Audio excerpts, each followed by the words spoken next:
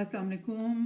بہت ضروری ہے کہ ہم سوڈان کے بارے میں بات کریں. سوڈان ایک مسلم میجورٹی کنٹری ہے، افریقن کنٹری ہے، ایجپٹ کا فرسٹ ڈور نیبر ہے. بہت تاریخ ہے یہاں کے لوگوں کی، بہت قریب ہیں یہ مسلمان امہ کے، کیونکہ یہ بینگ مسلم میجورٹی کنٹری. لیکن کسی بھی ہیومینٹی کے سیکشن میں کسی بھی لوگوں کے ساتھ اگر کوئی جینوسائیڈ ہو رہا ہے یا ان کی جو عوام ہے ان کو ایک بلا وجہ کسی جنگوں کے سلسلے میں جھونکا جا رہا ہے اور عوام جو ہے وہ سفر کر رہے ہیں، ان کے اوپر بومنگ ہو رہی ہے، ان کے جو بھی لائیولیہوڈز ہیں وہ تباہ ہو رہے ہیں، کھانے پینے کی قلت ہے، دواؤں کی قلت ہے اور آنے جانے کی اوپر پابندی. یہ سارے یہ جو بیسک ہیومن رائٹس جب سلب ہو رہے ہوتے ہیں کسی بھی سیکٹر آف ہیومینٹی، کسی بھی سیکشن آف سوسائٹی کے اندر، تو سبھی کو تکلیف ہوتی ہے، سب کے لیے ہی پریشانی کا باعث ہے. لیکن Sudan especially because being Muslim country, اور دیکھیں غزہ کے اندر جو جینوسائیڈ بپا ہے جس میں روزانہ جو ہے وہ مسلمانوں کو شہید کیا جا رہا ہے، کتنا ہم ڈیلی ان کی نیوز سنتے ہیں، تکلیف ہوتی ہے، بہت دعائیں نکلتی ہیں ہمارے دلوں سے. اللہ تعالیٰ سے ہماری گزارش ہوتی ہے کہ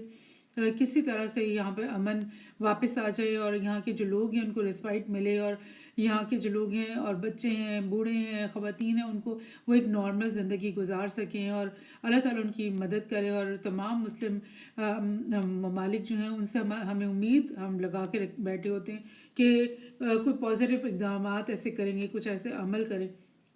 کہ وہاں پہ جنگ بندی ہو. لیکن آپ دیکھو کہ اسی کے بالکل قریب ایک اور ملک ہے جو کہ ایک مسلمان ملک ہے. یہاں پہ یہ فلسطین کا فرسٹ ڈور نیبر ہے ایجپٹ، اور ان کا فرسٹ ڈور نیبر ہے یہ سوڈان، جہاں پر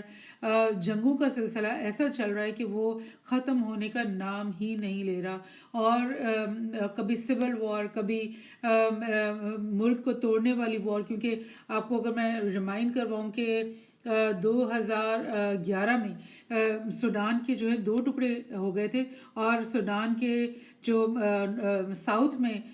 یہ جو ساؤتھ سوڈان ہے اس کو ایک الگ ملک یہ جو ہے انڈیپینڈنس مل گئی تھی، بیکاز ان دونوں سائڈس کے بیچ میں ایک بہت طویل سول وار اور آپس میں خانہ جنگی، اور وہ خانہ جنگی بھی کس وجہ سے ہو رہی تھی کیونکہ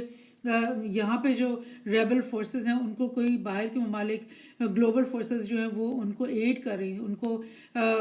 وہ لائک ویپنز پرووائڈ کر رہی تھیں اور ان کو ٹریننگز دے رہی تھیں کہ آپ اپنے ہی ملک کے جو گورنمنٹ ہے اس کے ساتھ جھگڑے کرو، ریبل کرو،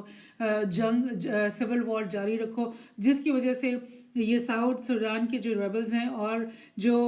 نارتھ کے جو گورنمنٹ کے فورسز ہیں وہ جب کلیش کرتی تھیں تو بیچ میں جو عوام شہری آبادی ہو گئی یا دیہاتی آبادی ہو گئی ان کے اوپر جو مظالم ہوتے تھے، کیونکہ وہ شکار ہو جاتے تھے ان کی اناد اور ان کی جو جنگ ہے اس کا شکار وہ ایسے ہو جاتے تھے کہ یہاں کے جو ریبلز ہیں وہ ان کو دھکیل کے پورے دیہات پورے جو ہے وہ کالونیز کو دھکیل کے در بدر کرتے، اور پھر وہاں کے لوگ جو ہیں ان کو پھر دھکیل کے کسی اور علاقے کی طرف دھکا دیتے تھے. تو یہ اس سے کیا ہوتا تھا کہ تمام جو آبادی ہے وہ یعنی بار جو لوگ ہیں وہاں کے ان کو ڈسپلیس ہونا پڑتا تھا. یعنی انٹرنل ڈسپلیسمنٹ سوڈان کے اندر کئی دہائیوں سے یہ جو ہے نا سلسلہ شروع ہے. کیونکہ جب سے یہ انڈیپینڈنس ان ممالک کو ملی ہے، سوڈان کو ملی ہے، تب سے اس کے اندر ہی ریبل فورسز کا پیدا ہونا اور پھر باہر کی جو فورن پاورز ہیں ان کا دونوں گروپس کے کو جو ہے نا وہ بیک کرنا اور ان کو جنگ پہ اکسانا اور ان کو مجبور کرنا ایک دوسرے کے ساتھ سول وار میں ایسوسیٹ ہونا، یہ سب چلتا رہا ہے سوڈان کے اندر. تو بہت طویل عرصے تک تو عمر البشیر جو ہے ان کی حکومت رہی سوڈان کے اندر، تقریباً 26 ایئرس انہوں نے حکومت کی. 1993 میں وہ برسر اقتدار آئے اور 2019 میں ان کو ملک سے جانا پڑا، مجبوراً جانا پڑا. میں آپ کو تھوڑا سا آپ ریکیپ کے لیے میں آپ کو دکھا دوں. عمر البشیر یہ ہیں جنہوں نے 26 سال سوڈان کے اوپر حکومت کی، اور انہی کے دور میں ساؤتھ سوڈان کے اندر ریبلیئن شروع ہوا اور کئی مطلب دہائیوں تک وہ سول وار جاری رہی، جس کے نتیجے میں ساؤتھ سوڈان کو ایک انڈیپینڈنٹ الگ ملک بنا دیا گیا. اور اس کے بعد سلسلہ ختم نہیں ہوا، بلکہ سوڈان کے اندر جو بقایا ماندہ سوڈان تھا اس کے اندر مزید ریبل فورسز بنائے گئے، جن کو باہر کی قوتوں نے نہ صرف ہتھیار دیے، ٹریننگ دی، ان کو فنڈز دیے تاکہ وہ بشار الاسد کے عمر البشیر کے خلاف جو ہے وہ محاذ اپنا گرم رکھیں. اور ان دی اینڈ کیا ہوا کہ 2019 میں یا 18 اور 19 کے بیچ میں جو عرب سپرنگ کی طرز کے پروٹیسٹ جو ہیں وہ اس کا ایک سلسلہ سوڈان کے اندر شروع ہو گیا، اور بعد میں تو خیر پتہ چل گیا، رپورٹس آ گئیں کہ یہ فوراً مینیج کیا ہوا، باہر کے ممالک کا مینیج کیا ہوا یہ پروٹیسٹ تھا، جس کا مقصد عمر البشیر کی جو رجیم ہے اس کو ٹاپل کرنا تھا. بہرحال عمر البشیر کی حکومت تو ٹاپل ہو گئی، لیکن اس کے بعد جو نئی حکومت بنائی گئی وہ اس کا جو ہیڈ بنایا گیا وہ ہمدوک صاحب تھے، جو کہ یو ایس سٹیزن تھے، اور ان کو اسپیشلی ایک پاپٹ کے طور پہ یہاں پہ لا کے مقرر کیا گیا. لیکن وہ جو جنرلز تھے جو کہ عمر البشیر کے جنرلز، ایک ان میں بہت اسٹرانگ جنرل تھا حمیتی اور دوسرا برہان، ان دونوں نے بولا کہ یہ جو کونسل بن رہی ہے اس میں ہمارا برابر کا شرکت ہوگی. تو یہ جب کونسل بن گئی تو انہوں نے کچھ ماہ اور یا ایک سال کے اندر اندر ہمدوک کو فارغ کر دیا اور اس کو مجبور کر دیا کہ وہ ملک کو چھوڑ کے چلا جائے، اور پیچھے رہ گئے یہ دونوں بہت ہی پاورفل جنرلز. ایک تو حمیتی جو پہلی تصویر میں آپ کو یہاں دکھائی دے رہے ہیں، اور دوسرا برہان جو کہ ریگولر جو آرمی تھی، جو کہ ریئل گورنمنٹ کے انڈر جو آرمی تھی اس کے ہیڈ جو تھے، چیف جو تھے وہ برہان تھے، اور حمیتی جو ہے وہ اس فورس کے ہیڈ تھے جو کہ آر ایس ایف کے جو ریپڈ سپورٹ فورس بعد میں اس کا نام رکھ دیا گیا، اس فورس کے وہ ہیڈ تھے جو کہ پہلے کہلاتی تھی جنجوید. اور جنجوید وہ فورس تھی جس نے بارڈر پہ آ کر ساؤتھ سوڈان کے ریبلز کے ساتھ اتنے سالوں سے وہ جنگ کرتے رہے، اور پھر جو اب ساؤتھ سوڈان میں مزید نئے ریبلز جو کہ سامنے ابھر رہے تھے ان کے خلاف بھی جنگیں جو ہیں وہ یہی کر رہے تھے حمیتی، اور ان کی فورسز کا نام اس وقت جنجوید تھا. اور اب وہ فورس کا نام چینج کر کے اس کو ریپڈ سپورٹ فورس کا نام دے دیا گیا. اور جب یہ دونوں جنرل جو ہیں وہ آل ان آل ہو گئے تو پھر حمیتی نے برہان جو کہ ریگولر آرمی کے چیف تھے، انہوں نے مطالبہ کیا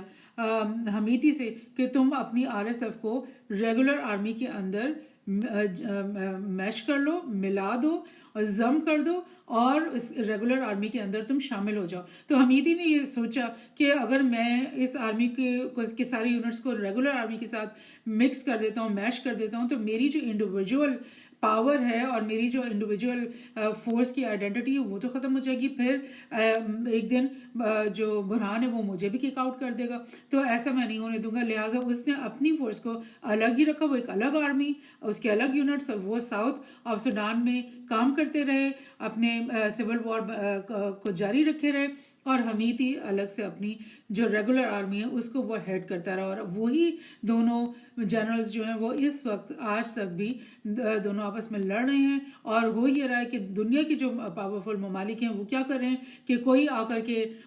حمیتی کے پیچھے کھڑے ہو رہا ہے اور اس کو ویپنز اور فنڈز اور ٹریننگز اس کے لوگوں کو دے رہا ہے، اور کوئی جو ہے وہ برہان کے ساتھ آ کر کے کھڑے ہو رہے ہیں. تو کیا ہو رہا ہے کہ انٹرنیشنل ایک جو ہے نا وہ پلے گراؤنڈ بن گیا ہے، پراکسی وار کا پلے گراؤنڈ بن گیا اس وقت سوڈان. اور یہ بھی میں آپ کو اس میں بتا دوں کہ کون کون سے ممالک جو ہیں وہ کس کس کا اس وقت ساتھ دے رہے ہیں. جو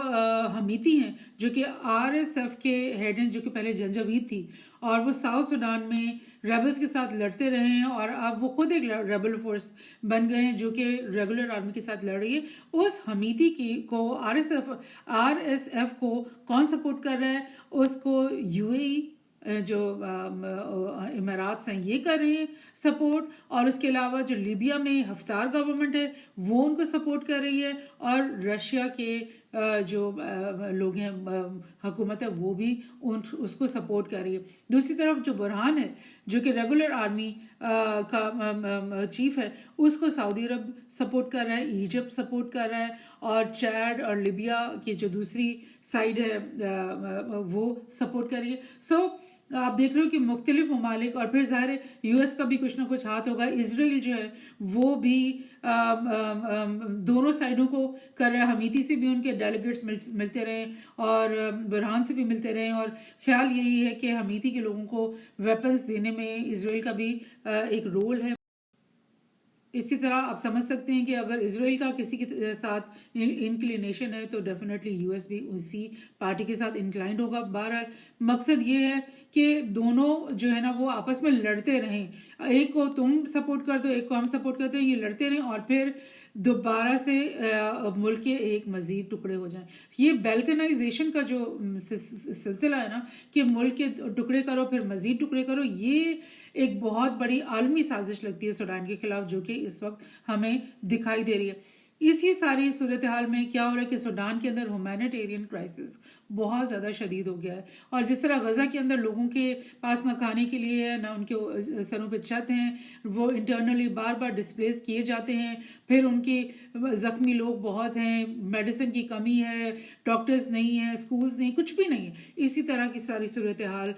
سوڈان کے جو عوام ہے وہ بھی فیس کر رہے ہیں. اور Sudan's humanitarian crisis deepens as famine spreads and aid funding falls. اور جو بھی ایڈ کی وعدے تو کر لیتے ہیں بہت سارے لوگ, لیکن وہ ایڈ وہاں تک پہنچے کیسے؟ اگر ایڈ آئے گی تو یہ جو آر ایس ایف کی فورسز ہیں وہ اس ایڈ پہ قبضہ کر لیں گی, یا پھر برہان کی فورسز ہیں وہ قبضہ کر لیں گی اور عوام تک وہ چیز نہیں پہنچنے دیں گی. اپنی آرمی کو فیڈ کرنے کے اوپر وہ اس کو خرچ کر دیں گے, وہ کہیں گے ہمارے آرمی اسٹرانگ رہے, وہ ان کو ساری سہولتیں ملیں. سو رپورٹس کے مطابق 14 ملین لوگ انسان جو ہیں they have been forced from their homes as disease spreads and famine takes hold. یعنی 14 ملین لوگ اس وقت, کہاں کے 2 ملین لوگ غزہ کے جو ہیں جن کے ساتھ ہماری دلی ہمارا تعلق ہے اور دن رات ہم ان کے لیے دعائیں مانگتے ہیں. تو آپ سوچو کہ کہاں وہ 2 ملین لوگ ہیں جن کے ساتھ یہ سارے مظالم ہو رہے ہیں. اسی کے مقابلے میں سوڈان کے جو لوگ ہیں وہاں 14 ملین لوگ ہیں جو کہ اس وقت در بدر ہیں. وہ ایک جگہ سے اپنا بوریا بستر اٹھا کے دوسری جگہ جاتے ہیں, وہاں پہ حملہ ہو جاتا ہے, وہاں سے اٹھاتے ہیں پھر دوسری جگہ پناہ لیتے ہیں. یہ سلسلہ ان کا کئی دہائیوں سے آپ سمجھ لو کہ یہ چل رہا ہے, اور ابھی بھی مزید عروج پہ آیا ہوا ہے اس وقت. اور ورلڈ فوڈ پروگرام کے مطابق 20 ملین جو لوگ ہیں سوڈان میں وہ اس وقت سیویئر فوڈ انسیکیورٹی کا شکار ہیں, یعنی ان کے پاس شاید ایک وقت کا بھی کھانا دن میں ملنا ان کے لیے مشکل ہے. اور famine is already unfolding in El Fasher and Kadugli in South Kordofan. So 2 صوبے جو ہیں ان میں تو فیمن پوری طرح سے جو ہے نا لاحق ہو چکا ہے, اور باقی جو صوبے ہیں وہاں پر بھی یہ چیز آگے انفولڈ ہوتی بھی دکھائی دے رہی ہے. اور جو ساؤدرن سوڈان ہے یعنی کہ سوڈان کا نچلا جو حصہ ہے ساؤتھ والا, اس میں وہ آئل رچ پروونسز ہے وہاں پہ, اور اسی وجہ سے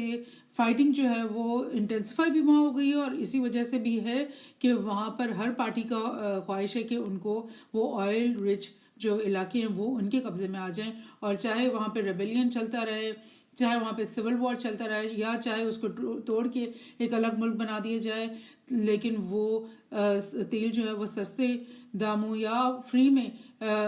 فورن اینٹیز کو ملنا شروع ہو جائے. یہ ہوتی ہے وارز کے پیچھے ایک بہت بڑی وجہ. تو یہ بڑا اچھا میپ مجھے ملا, اس میں آپ کو نظر آ رہا ہے کہ یہ سوڈان ہے, اور ساؤتھ سوڈان تو پہلے ہی الگ ہو چکا ہے, الگ ملک بن چکا ہے, اور اب جو یہ رہا سہا سوڈان ہے اس کا جو ساؤدرن میں نیچے والا ساری جگہیں ان تمام میں آپ دیکھ رہے ہو کہ یہ جو ڈاٹس ہیں, یہ سرکلز ہیں, یہ اس بات کو ڈپکٹ کر رہے ہیں کہ یہاں پر کانفلکٹس ہوتے رہے, یعنی ایک نہیں, 2 نہیں, درجنوں نہیں, سینکڑوں کانفلکٹس یہاں پر حملے اور جو ہے نا وہ یہ ہوتے چلے آ رہے ہیں, اور ان کا سلسلہ ختم نہیں ہو رہا بلکہ بڑھ رہا ہے. اور یہ کیپٹل خرطوم کا جو ہے اس کے اوپر اگر آپ دیکھو کہ کتنے زیادہ حملے اس کے اوپر ہو گئے ہیں, بے شمار ہو گئے ہیں, اور یہاں تک کہ جو خرطوم میں جو حکومت ہے وہ اس وقت اس نے پناہ لے لی ہے ادھر پورٹ سوڈان کی جو سٹی ہے وہاں پر آ کے وہ پناہ گزین ہوئے ہیں، اور یہ ملک جو ہے وہ مکمل طور پہ شکار ہے اس خونی جو سول وار ہے اس کا، اور اس کے نتیجے میں آپ دیکھ رہے ہو کہ جو انسانی جانیں ان کا کتنا ضیاع ہو رہا ہے، کتنی زیادہ ڈسپلیسمنٹ ہو رہی ہیں، کتنے ملینز آف لوگ جو ہیں وہ گھر سے بے گھر ہیں، اور جو کھانے پینے کی اور ضروری اشیاء اور جو ہیومن رائٹس ہیں اس کی قلت ہے ٹوٹل ان علاقوں میں۔ یو اے ای جو ہے اس نے $15 ملین کا جو ہے نا وہ ایلوکیشن کر دی کہ یہ ہم دیں گے ان کو، ریفیوجیز جتنے بھی وہاں پر ہیں ان کو کی فوڈ کے لیے ایڈ یا جو بھی۔ لیکن آپ کو پتہ ہے کہ جب یہاں پہ سول وارز ہو رہی ہوتی ہیں، دونوں طرف ڈفرینٹ ریبل فورسز ہوتی ہیں، تو وہ جب بھی کوئی ایڈ آنے کی بات ہوتی ہے یا کچھ پہنچتا ہے تو وہاں کی جو ریبل فورسز ہیں جیسے RSF ہے یا پھر برہان کی جو فورسز ہیں وہ ان ایڈ کے جو کانوائز ہیں ان کے اوپر قبضہ کر لیں گی، اور وہ کوشش کریں گی کہ ان کے جو ملٹری کے لوگ ہیں، فوجی ہیں، ان کو یہ ایڈ زیادہ ملتی رہے تاکہ ان کی فوجیں مضبوط رہیں، بجائے اس کے کہ وہ عام عوام تک وہ پہنچ جائے۔ تو یہ پالیٹکس بھی وہاں پہ شروع ہو جاتی ہے، اور پہلی بات ہے یو اے ای سب سے پہلے جو حمیتی ہے اس کی فورسز کو کیوں فنڈ کر رہا ہے، کیوں ان کو ویپنس دے رہا ہے، کیوں ان کی بیکنگ کر رہا ہے۔ پہلے تو وہ یہ چیز ختم کرے نا تاکہ جنگ ختم ہو، جنگ کا سد باب ہو، وہ تو وہ نہیں کر رہے۔ لیکن جب لوگ جو ہیں دربدر ہوتے ہیں اور لاکھوں لوگ جو ہیں وہ اس طرح کی مظالم کا شکار ہوتے ہیں تو پھر وہ $100 ملین کا جو ہے نا وہ تحفہ لے کر ان کے پاس پہنچ جاتے ہیں۔ اب اس سارے اسنا میں آپ نے دیکھا رشیا نے یہ بالکل تازہ خبر ہے کہ رشیا نے سوڈان سے کہا ہے، یعنی برہان سے جو سینٹرل حکومت ہے جو کہ گورنمنٹ ہے، RSF سے نہیں جو کہ حمیدی کے انڈر ہے، بلکہ برہان سے یہ کہا ہے کہ ہم تمہیں فائٹر جیٹس دیں گے، لیکن تم اس کے بدلے میں ہم سے وعدہ کرو اور ہمیں اپنے پورٹ جو سوڈان ہے اس میں یا اس کے قریب ہمیں ایک نیول بیس کی فیسلٹی بنانے کی اجازت دے دو۔ تو یہ باتیں ابھی چل رہی ہیں اور رشیا نے اور یہ ان کو پیشکش کی ہوئی ہے، اور آپ کو پتہ ہے ریڈ سی کتنا امپورٹنٹ ہے گلوبل ٹریڈ کے لیے، اور تمام جو بڑی بڑی پاورز ہیں ان کی کوشش ہوتی ہے کہ ریڈ سی میں کہیں نہ کہیں ان کو کوئی نیول بیس مل جائے، ان کی کوئی پریزنس ہو جائے تاکہ وہ اپنی شپس کو اور کی حفاظت بھی کریں، اور گلوبل ٹریڈ میں کسی بھی کانفلکٹ کی صورتحال میں وہ کوئی نہ کوئی جو ہے نا اپنی مرضی کا رول پلے کر سکیں۔ تو اسی کو مد نظر رکھ کے رشیا نے بھی آفر کر دیا ہے کہ پورٹ سوڈان یا اس کے قریب مجھے بھی ایک نیول بیس دے دو، اس کے بدلے میں تمہیں فائٹر جیٹس دوں گا۔ اور ظاہر فائٹر جیٹس جو ہیں وہ اس وقت ایک گیم چینجر بن جائیں گے برہان کے لیے، بیکاز حمیدی کے پاس تو فائٹر جیٹس نہیں ہیں، اور یہ اگر اوپر سے ہوا سے ان کو اتنی بامبنگ کر سکے گا اپنے فائٹر جیٹس کے کہ ان کو بالکل تباہ کر سکے گا، تو یہ ایک گیم چینجر قسم کا پروپوزل ہے جو رشیا نے اس وقت سامنے لے کر آیا ہے ان کے لیے۔ اور یہاں پر بھی یہی نیوز ہے کہ Sudan offers Russia military base gold in exchange for weapons, یعنی دونوں طرف سے یہ بات چل رہی ہے، نہ صرف یہ کہ رشیا نے ان کو آفر کیا بلکہ سوڈان خود بھی ان کو اپروچ کر رہا ہے کہ تم لوگ ہم تمہیں ملٹری بیس بھی دے دیں گے، ہم تمہیں بہت سارا گولڈ بھی دیں گے جو کہ ان کی زمین سے غالباً نکل رہا ہے، مائن ہو رہا ہے، لیکن اس کے بدلے میں تم ہمیں ویپنس دو، اور اتنے ویپنس دو جس سے ہم جو حمیتی ہے اس کی RSF فورس کو جو ہے نا اس کو کچل سکیں۔ تو یہ صورتحال ہے اس وقت سوڈان میں۔ یہ جنگ جو ہے نا بہت جلد ختم ہوتے ہوئے دکھائی نہیں دے رہی، بیکاز دونوں پارٹیز کے پیچھے بڑی بڑی عالمی قوتیں ہیں، اور جو وہ ان کو فنڈز بھی دینے کے لیے تیار ہیں، ان کو یعنی ویپنس بھی دینے کے لیے تیار ہیں۔ تو لائک انسانیت کا کیا بنے گا، لوگوں کا کیا ہوگا، تو یہ تو مطلب وقت ہی ہمیں بتائے گا، لیکن بہت ہی تشویشناک اور افسوسناک سچویشن ہے اس وقت سوڈان میں۔